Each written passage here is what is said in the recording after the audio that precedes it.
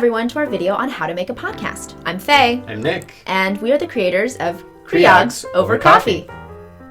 We're here to teach you how to make a successful medical education podcast from our experience creating Creogs Over Coffee in 4 easy steps. We'll also give you some concrete examples through our made-up snack podcast titled Snack Chat. Ready to get started, Faye? Sure. Step 1 is to come up with a podcast idea. This is arguably the most important step of the process. What are you going to talk about, and why is there a need for it? Has this been done before? And if so, how will your approach be different? Snack Chat is a new podcast where each week we talk about a new favorite snack and get the other person to try it out. This week we'll be trying mochi ice cream. Oh, wow, that's really good. Step 2 is to make sure that you have the right podcasting equipment. There's really only a few things that you need to make sure that you can record, edit, and then broadcast your podcast. 1, you need a quiet place to record, preferably in a place where there isn't a lot of background noise. You can go as fancy or as low-tech as you want. We don't have access to a studio, so Snack Chat will be recorded in my living room. Hey, I thought this was a podcast about coffee. Sorry, we're doing snacks today. Whatever. Shh. Number 2, you need a microphone. Again, with microphones, you can go as fancy or as low-tech as you'd like. We're currently using the Blue Yeti.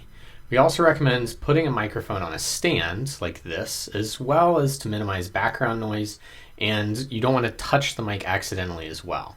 We like the Blue Yeti a lot because it plugs directly into a computer with a USB and it's really easy to set up.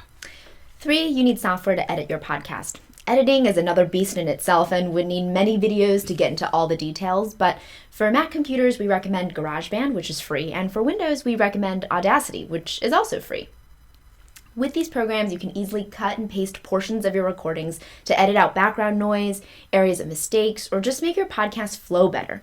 Check out the link below for basic editing skills for either Audacity or GarageBand. That should really be it for equipment. Now for step 3, broadcasting your podcast. For this, you're going to need the internet and the willingness to put yourself out there. Once you have a finished product, you can find a podcast hosting website and upload your media. We're currently using Podbean, but there are many podcast hosting websites out there. Popular podcast hosting websites include Libsyn, Buzzsprout, Blueberry, Spreaker, and many more.